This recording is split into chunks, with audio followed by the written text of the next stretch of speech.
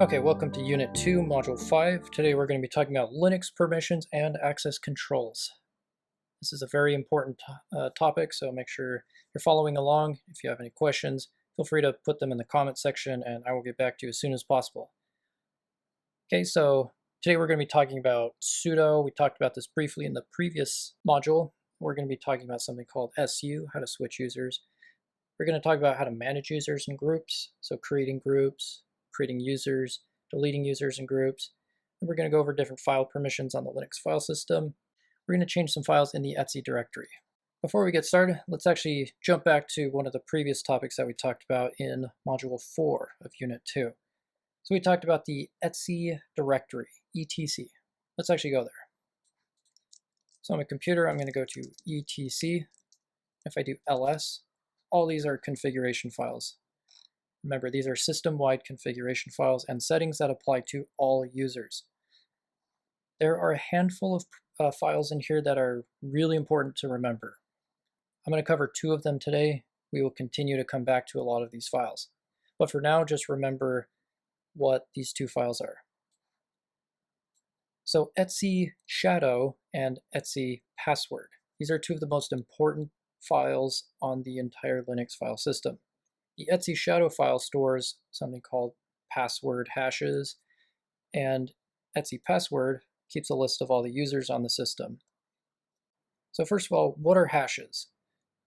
So the best way I can explain hashes, or the most simple way I can explain it, is you have any input, so a password, a sentence, a single word, you run it through a cryptographic hash function, which is just a fancy word for a math equation. This is a one-way function and it cannot be reversed. So you put in a certain word, run it through this equation, and you get some encrypted output. It's impossible to reverse, it's a one-way function, and so if I were to put the red fox jumps over the blue dog and run it through this, I'm going to have a different output than if I just typed in fox. Notice how the lengths are the same, and so the output in bit length is going to be the exact same, but the output should theoretically be different. So even if I changed one word, the output should be completely different. So this is how passwords are created and stored. If my password were password1, I would get a certain output. If my password were password2, my output should be completely different. So on the Linux file system, these hashes are what are actually stored on the system. The actual passwords are not. Password hashes is the secure way to store passwords on the system. Let's actually pull up a website here. So MD5. Let's try this. So MD5 is just another cryptographic hashing algorithm. It's kind of an outdated one. It's still used quite commonly today. I'm going to type in something. So password 1. If I do generate, notice we get a hash or an output. So I'm actually going to copy this. And notice if I put that string back into this equation, it's just running this algorithm on it, I don't get password 1, I get something completely different. Okay, so let's try password 1 again. So we've got our output of 2AC9CB. I'm just going to put this here and copy it, just so I have that for later. Now what if I did capital password 2 and I did enter? The hash is completely different, so it's 6F9BFF. So I'm going to paste this here, and I'm going to copy this back here. So this was password 2, and this was password 1. Now it doesn't really look like it, but these have the exact same number of characters. It should have 32 characters in each line. So the bit length is the exact same, but the values are completely different, even though it's just one change. Now if I were to type in a password of ABC, it's going to store this. So every time I type in the same hash, it's going to give me the exact same output. I could type in ABC for 1,000 years, and it's always going to give me this exact same hash on the other side of the world, anywhere you are. The hashing algorithm is the exact same. So MD5 is commonly used. It's always going to be the same. Okay, so enough about hashing algorithms. If you're interested, I'll try to leave some more resources in the description. Check that out. In order to view the etc password file, you don't need special permissions. So actually, I can actually just cat out the file, etc password. It gives me a list of students and users on the system here. So we notice we have our Cybertrack user, we have the unique identifier, which we'll talk about soon, and that gives me the home directory and some other information about the user. Okay, so also this X is kind of important. This means the password hash is not stored here, it's going to be referenced in the etc shadow file. Now let me try to cat out the etc shadow file. Permission denied. So if we ls -l etc shadow, we're going to get into what all these different permissions mean in the next class, but this just means root owns it, which is the highest privileged user, and we're not root, so we can't view it. Remember, in order to run a program or a command as root, we can actually do sudo, and let's try cat etc shadow, so we can view these password hashes. Now these are using a different hashing algorithm, SHA-512 I believe. It's a more secure hashing algorithm. The bit lengths are longer. So instead of 32 characters, it's going to be a lot more characters. So the passwords are stored in the etc shadow file. In the the pen testing section, we're going to be going over password cracking. So if you were able to come across this file, we could actually take these hashes, and we are going to show you some ways to brute force them so we can try to figure out what the original password is from this encrypted hash. Okay, so just remember those two files, very important. We will come back to those later. Okay, now let's talk about root. I told you we would get to this. We're finally going to get to this. So root, we talked about this, how root is the highest privileged user on the system. Root can do anything. Root can add people. Root can delete files. Root could modify any file on the Linux system. This is very dangerous, so we generally don't run as the root user. So how do we run commands as root without always being the root user, which can be very dangerous? If you make one mistake, you could delete the entire system, right? So we use sudo instead, or sudo. In order to run a command as sudo, though, we have to be part of a special group, which we'll talk about later. But for now, just know we run the command sudo and the command, and we're able to run it as root. So we could be a normal user with no privilege, and then we run it with sudo, it runs it as root. This is the equivalent as running something as administrator on Windows. So on Windows, if you were to right-click and it says run as administrator, it's the exact same thing. So in Windows, it's running as a system user, which is the highest user on the system. On Linux, it is the root user. So root and system for Linux and Windows respectively. If we want to switch to a user, we can actually run su space the username. And if we want to see who we are or what user we're running as, we're going to run the command whoami. If we want to see what commands we're allowed to run as sudo or root, we would run sudo -l. Because if we gave everyone on the system privileges to run any command with sudo, everyone essentially is an administrator and they could delete, add, read other people's files. So generally the sudo privileges are granted to like system administrators, people that need permissions. And then vi sudo is a program that we're going to be using so we can modify those sudo privileges or permissions there. Okay, so let's talk about users and groups briefly. So there are users on the system, so Max, Bob, Sally, etc. And we can add those users to different groups.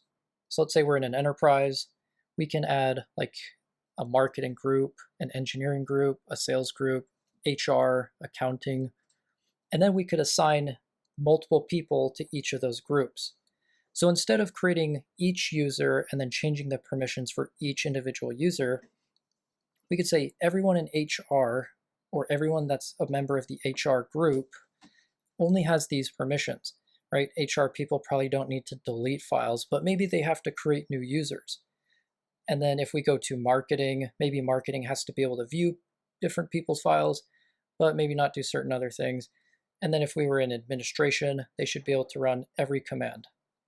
So each group can be assigned separate permissions. And we'll get into some examples on creating users and creating groups there.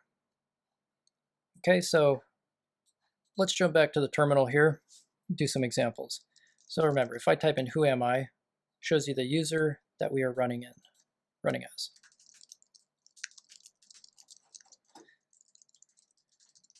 Okay, and if I wanted to switch to a user, I would type in su, and then let's say there was a user called sysadmin. I could type in their password, assuming I knew it, and then I could type in who am I.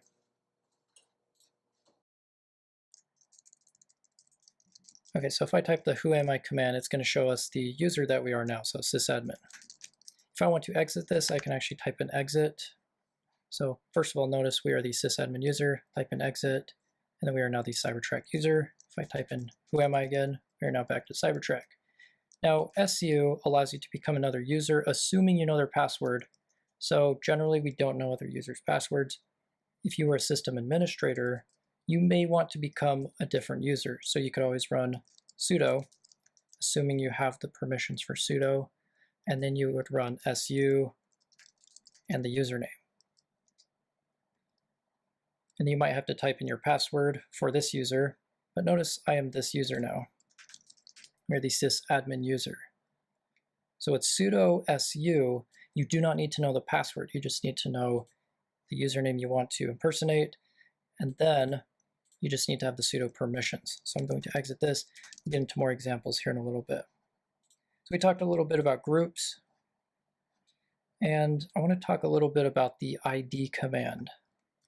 All of this is going to make more sense as I show you more examples, but I want to get the knowledge out there first and then we'll build off of it. So each user on the system has a unique identifier. So Linux identifies users based on a special unique number. So root is always going to have a unique identifier of 0. And then there are system users, which are reserved for programs. So if you install a program, it has to run as a certain user. The unique identifier is going to be between 1 and 999. If you add a normal user on the system, like Max or Sally or Sam, their unique identifier is going to be 1000 or higher. So the first user you ever create on the system will start with 1000, and it's going to increment by 1 each time. Let me just show you here. So Cybertrack, if I type in ID, it's going to give me the unique identifier. So 1012. Remember, anything 1000 and above is going to be a normal standard user. Now, how can we see all the users on the system and all their unique identifiers? If I go ahead and do cat etc password, notice here we've got the unique identifier. So if we start here at the bottom, we've got Cybertrack, unique identifier of 1012. Postfix, don't really need to know, but all we know is it's a system user. So it's part of the Linux operating system. Linux uses this user to run certain commands in the background. We don't really have to know. But these numbers that are in the 1 to 999 range are reserved for system users. So if we see this, we can assume this is a standard user. So Jane is 1011. And we come here to Dovecot 124. This is a system user. So anytime you break into a Linux file system or you're auditing, looking through the different users, anything about 1000, anything 1000 and above, you can assume is a normal user. So if you're having a hard time identifying if it's a normal user or not, just kind of look at the unique identifier. This can be found in the etc password file. So I'll just run it one more time if you forgot. And so Linux always runs with numbers, right? It's not remembering usernames. Each user on the system is a number. So it's going to say, okay, you want to open this file, what number are you? Oh, my unique identifier is 1012. Does 1012 have permissions to view this, or things like that? If yes, then you can view it. If not, it's going to deny permissions to 1012. It's not identifying us as Cybertrack, it's identifying us as a number. Now, this is a group ID, which we'll talk about later. It's the same thing. So remember how I talked about different groups like engineering and HR. So those groups also have different numbers to identify it. So the GID, or group ID number, is going to be different. So the UID is for users, GID is for groups. And then ID is also going to show us what groups we are a member of. So I talked about groups a little bit. Remember, let me bring the slide back up here. So we talked about users and groups. There's potentially human resources groups, administration, marketing, engineering. There is a group on the Linux file system called Pseudo, or sudo. So we can add people to this group so they can run commands as root, or privileged commands. So how do we add users to this pseudo group? We'll get into that here. So before we do that, let me go over some commands so we can modify different users. These are some more commands for the Linux file system. So if we want to see different groups, we can type in groups, or the ID command, which I just gave you. If we want to modify a user or add them to a group, we would have to use a command called usermod, and we'd have to add some different flags and stuff on it. If we want to delete a user, we use this program called deluser, adduser for adding a new user, and then addgroup to create a group, and then we can delete a group. Okay, so now let's do some actual examples here. Let's say we are a system administrator and we want to add a new user to the system. So in order to do that, I have to be running this as root. So I'm going to run sudo, and in order to add a user, I'm going to type in adduser. Let's type in new sysadmin. So it's going to say adding user new sysadmin, and then it's going to create a new group for the sysadmin, which it's automatically a part of. We'll get into that in the next class. And then it creates the new user, so new sysadmin, and here's the UID. Remember, it's above 1000 for standard users. And now it's creating a home directory for that user. Remember, every user has a home directory generally. And then we're going to create a password. So if we wanted to, we could put like welcome 2020 as their password, and then we could require them to change it later. And I usually just leave this blank for now. Is this information correct? Enter, enter, enter, Y, yes. Cool. So now to see the user, there are a couple ways here. I can actually list out the home directory, and you'll notice here, where is it? The new sysadmin has their own home folder. I can also run the tail command on the etc password file. You'll notice at the bottom we've got this new sysadmin user. So Cybertrack was 1012, new sysadmin is 1013. So the latest user has been added to the system. If we added a new user, it would be 1014. So now we've got this user, new sysadmin. Let's say we wanted to add this sysadmin user to the pseudo group. So let's go ahead and do that. So I'm going to type in sudo, and I'm going to type in usermod, and then I'm going to type in -ag, which is short for add to group, but don't remove all the existing groups they belong to. We're going to type in the name of the group that we want to add them to. So sudo is the name of the group that's already on the system, and then we type in their username, so new sysadmin. All right, so remember, how do we become a user or impersonate them? Sudo su new sysadmin. Type in cd to go to the home directory of new sysadmin. Let's do a couple things. So I type in who am I, new sysadmin, I type in ID, we get the unique identifier. And let's see, what else can we do here? If I type in groups, lists out the groups that I am a member of, or the new sysadmin is a member of. So they are a member of the new sysadmin user and new sysadmin group, but also we just added them to sudo. All right, so anyone a member of the sudo group can run privileges or commands as root. I'm going to exit this. So these are nested. So if I exit, it's kind of like Inception. Now we jump back to our original terminal. So now we're back to Cybertrack user. This is the original one. Now, if I wanted to delete a user, there is another command we can use. So we have to do sudo and then deluser. If we do that, their home directory still exists. So, or sorry, new sysadmin. So all of their files will still remain on the system. If we wanted to remove their home folder and every file that they owned, we would type this in, -- remove home.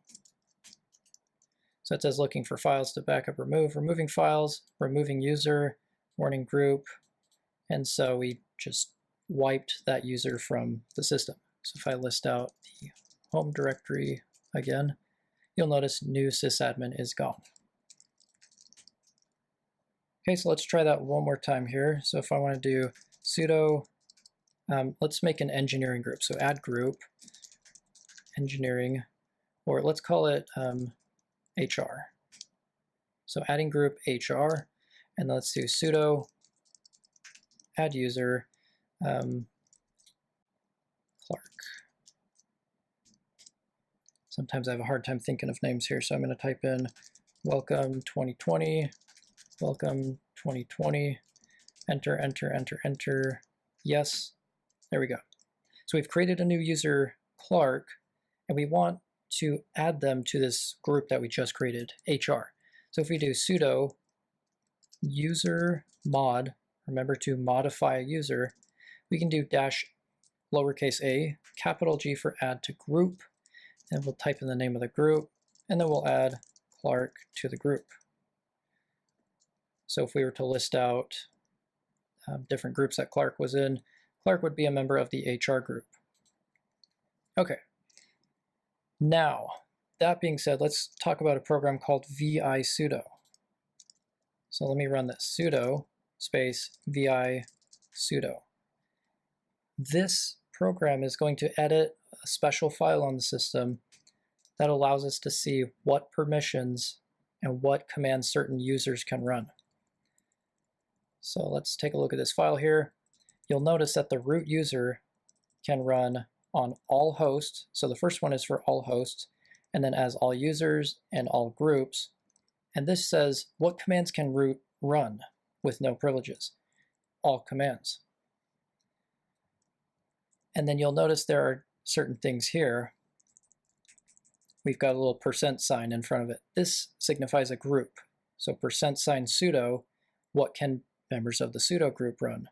All hosts as all users for all groups, and can run all commands. Now, if we wanted to give max special permissions, we could actually, Clark. So let's say Clark, we wanted to say, okay, Clark can run on all hosts as all users. And the syntax you don't really have to memorize, you can Google it generally.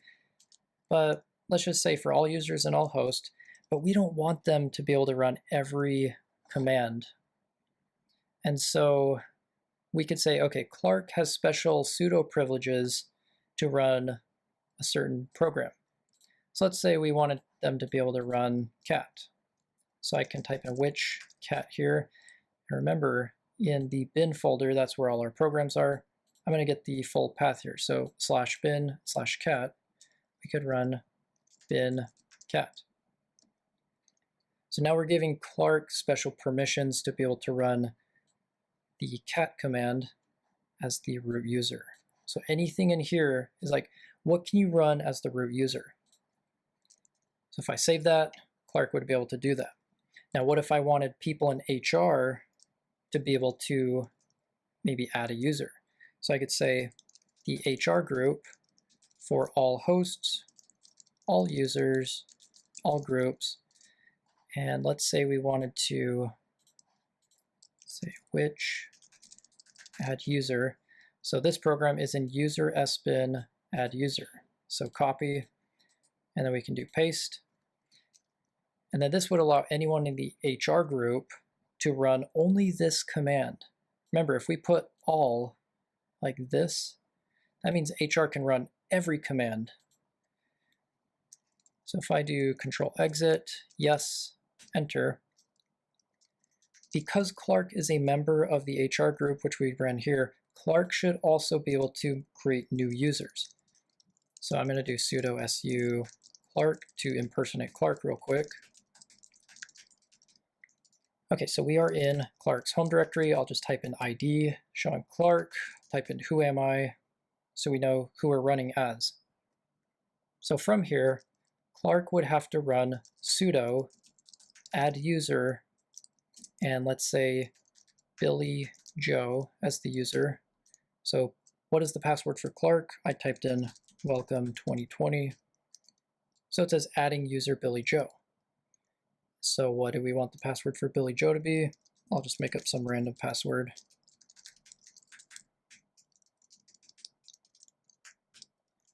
So Clark can run the user or the adduser command as root. Because remember, in order to add a user to the system, this requires higher privileges. Not everyone should be able to just add users and delete users to a system. But what if we tried to delete a user, Billy Joe? It says, sorry, user Clark is not allowed to execute deluser as root. So this is probably a good idea. We don't want just people deleting users. So maybe there would have to be a special group or someone in the sysadmin group that can only delete users. So this is how we can give special permissions to special groups. All right, let me think of some other stuff here before we end here. Okay, so sudo delete user. One other command I want to go over. So if you are impersonating a user, or you break onto a system, or you want to do some auditing, if you want to see what commands you can run as root, you can always type in sudo -l. So here it says Clark may run the following commands on this as root. So we can run the cat command. We can also run the adduser. So what does this mean? If I type in sudo cat etc shadow, Clark can view all the password hashes on the system. This is not a good idea. And so this is why it's important to audit different permissions, things like that. So I'm going to exit out of Clark. And as our Cybertruck user, since we are a member of the sudo group, I'm going to run sudo visudo, which is the program to help us edit this permissions file. And I can go down to Clark, and I'm going to delete all of this. So what if I delete Clark and accidentally put a line in here like that? I do exit, save, enter. It's going to say there's a syntax error on line 33. What now? So I hit enter, and it's going to give me a few options. So it says edit the sudoers file again, or exit without saving, or quit and save my changes. This file is very sensitive. If you misconfigure it, there's a chance you can get locked out permanently from the system. So this is why there is error checking in this program, visudo. So visudo is actually editing a file in the etc directory, but we don't want to directly access that file. We want to use this program because visudo protects us from making mistakes. So I'm going to do X because I want to save, or actually let's do E so we can go back and fix our changes. So I come down here and I look and I say, oh, I realized I accidentally left this garbage line here, so let's get rid of it. Backspace, let me do Control X for exit, Y for save, enter, and then we don't get the error there. So we've gone over quite a bit here today. We've gone over users, groups, permissions, sudo, how to switch to different users. This is probably one of the more important classes, so make sure you rewatch this if you didn't understand things. Definitely leave some questions in the comment section. But stay tuned, we're going to get started on some other stuff in the next class. Hope you enjoyed it, and we'll see you soon.